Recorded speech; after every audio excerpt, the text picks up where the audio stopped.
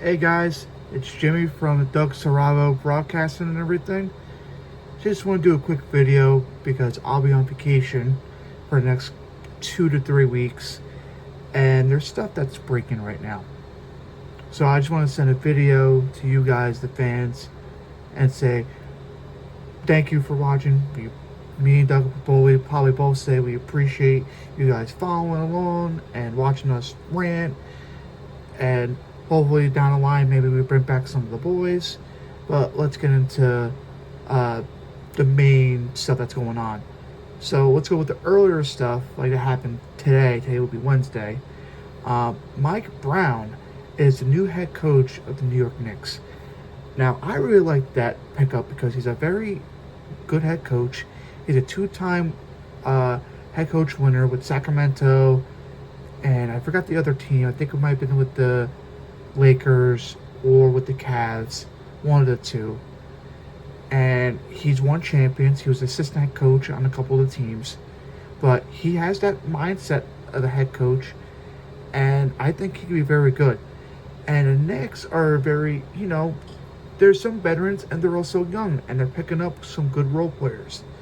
So I feel like they can be the next good team coming up, especially now you add Mike Brown. That's a very offensive heavy coach. And you already have defensive players on that team, like with Anunoby, Towns, and you kept, for right now, we're recording this, you still have Robinson and everyone.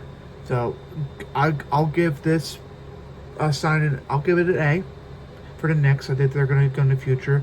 And they signed a couple of role players. They got the center from Philly, minus Joel Embiid, the backup center. Yasmin, I think his name is. I don't want to mess up his name because I'm on an ass. And I think we signed Jackson, that was from Utah. So he's a good role player. So I think the Knicks, if they keep adding up, I think it's wide open for them. I think it's going to be between them and the Cavs, because Miles Turner signed this big contract to who was it? To Milwaukee. It was to Milwaukee, and I feel like at that point, I feel like Giannis might be on the way out, or he might stay. I don't know. Just because now you signed Miles Turner to a big contract, and he could play that center position. And then Giannis is power forward, and then you kind of wavered Damian, and Damian's probably happy now because he could go sign with somebody else. So I think that's more looking forward to seeing what happens with that. And then now you have the Celtics that are taking a back seat. They traded half their team to build young, I guess, when Tatum does come back. Now, are the Celtics going to move away from Jaylen Brown because they want to build around Jason Tatum? That's a good question. I think he's up on the table, Jaylen Brown is, but I don't think you give away too much because they're the best tandem right now when healthy. When Brown's healthy and when Tatum does come back, that's going to be a good 1-2 combination. And then with Pacers, they just lost Turner, and I think this year or last year was, you could say this year, was their chance to get a title. And now I think that door closed because I don't think Siakam is going to be carrying too much. Like, he's a very good center, but he needs somebody that will go in and out. Any player does. And then, Halburn's out for the season. He's not coming back until 2020, into 2026, 2027 season. That's not going to be very good. It's going to hurt them more than anything. So I think right now in that division, it's between the Knicks and the Celtics. Not the Celtics, excuse me. The Knicks and the Cavs. I think there are going to be the teams in that division that are going to be like one up each other. And I think below them, I think you're going to see Orlando be a better team because I think all their players will come back healthy. And I think they'll be better for it. And I think Pistons could be that team too, because I love the Kate Cunningham. I love his style of playing.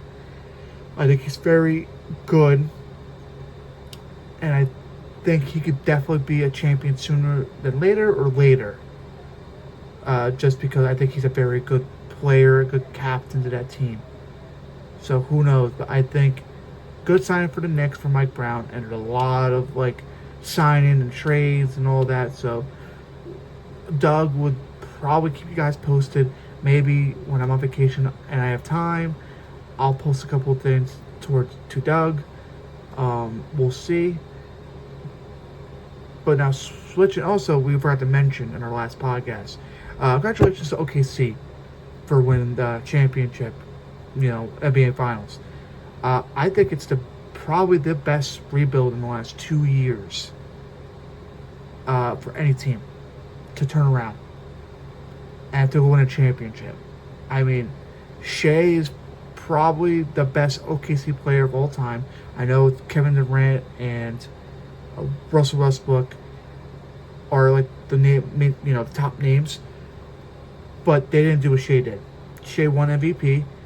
He led the team to the finals, and he won the finals, and won Finals MVP.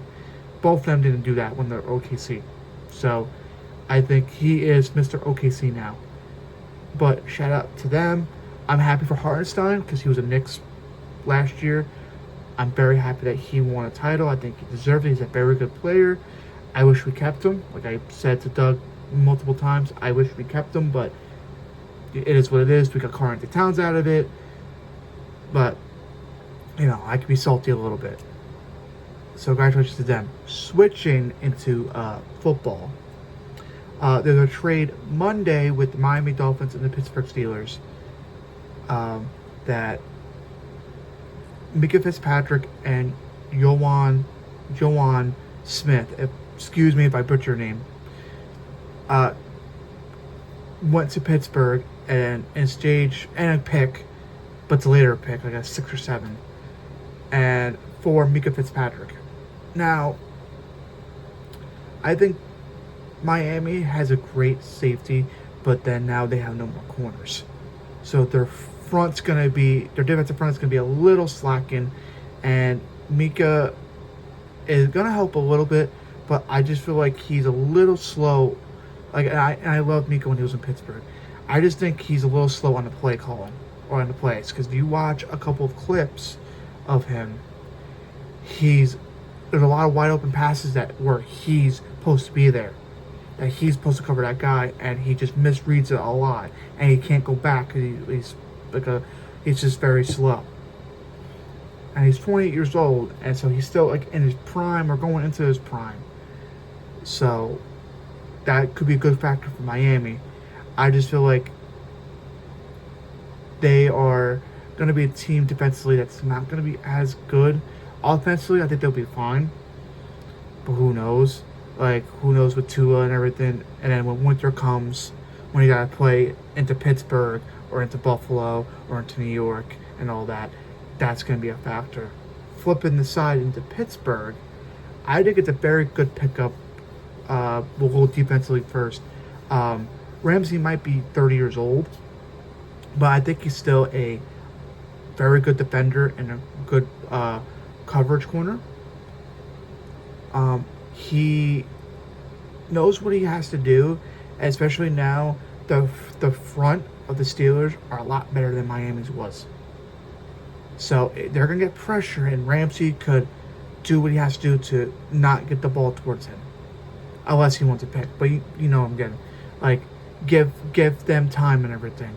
So I feel like that's very good what Pittsburgh did for that defense.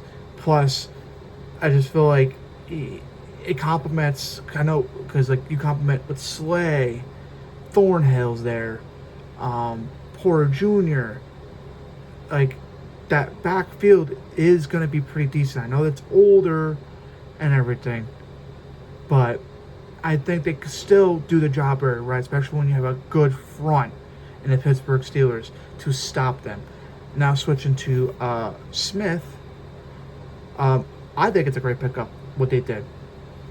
because they've been wanting him. They want to trade singly, but that didn't happen. So then they did a package deal, and I think this is a great pickup for them, just because I think they wanted to want a 12 option or 12 personnel group, and it works because I think you could put Washington Fire moved in the blocking side, and then you have Smith being that deadly receiver, because he's a very, like, he broke out in Miami last year. Everybody picked him up in the fantasy because he was doing very, very good. So I think it's a very good pickup for them, and people are saying, are the Steelers all in? I'll say this because I'm a Steelers fan. I think they are.